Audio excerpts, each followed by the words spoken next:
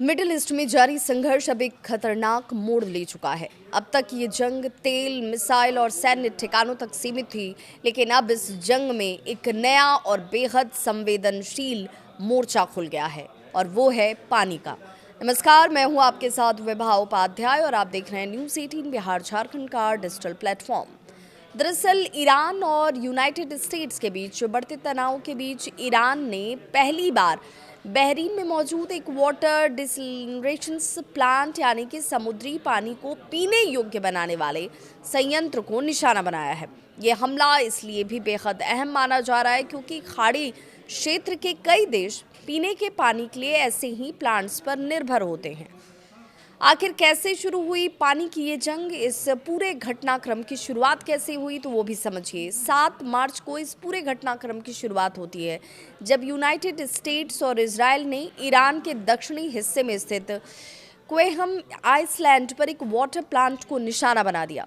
इस हमले के बाद आसपास के करीब 30 गांवों की जल आपूर्ति जैसे बाधित हो गई। ईरान ने इस हमले को नागरिक सुविधाओं पर सीधे तौर पर हमला बताया और गंभीर परिणामों की चेतावनी दी थी। बहरीन में ईरान का पलटवार भी देखने को मिला। अब ईरान ने इसी का जवाब देते हुए बहरीन में मौजूद अमेरिकी नौसेना बेस के पास हमला कर दिया है।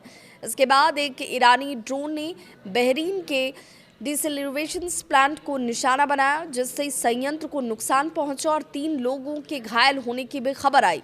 बहरीन ने इस घटना को संघर्ष का नया और खतरनाक चरण बताया है क्योंकि यह हमला सीधे उस व्यवस्था पर किया गया जो खाड़ी देशों में पीने के पानी की आपूर्ति का मुख्य स्रोत है। अब ऐसे में सवाल ये भी कि क्यों खतरनाक है ये हमला, तो खाड़ी क्षेत्र दुनिया के सबसे सूखे इलाकों में गिने जाते हैं।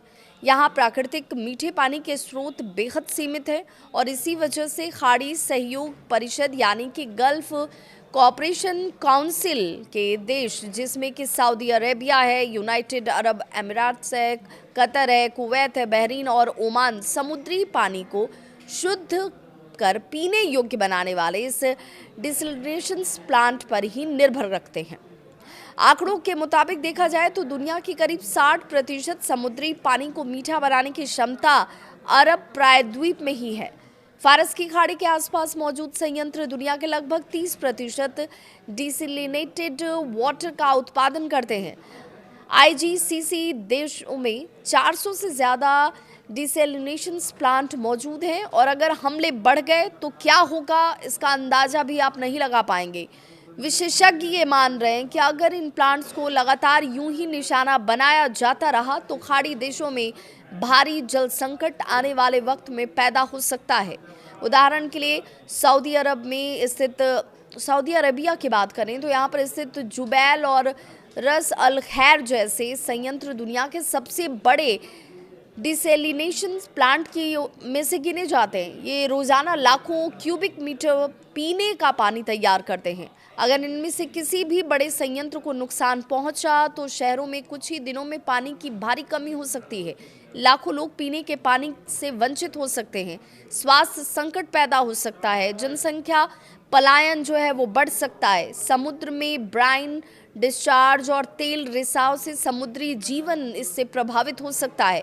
विशेषज्ञ इसके अलावा जो चेतावनी दे रहे हैं उनके बयानों में जो दिखता है वो भी समझिए। विशेषज्ञों का ये भी कहना है कि ये संघर्ष अब एक नए दौर में प्रवेश कर चुका है जहां पानी रणनीतिक हथियार बन गए हैं।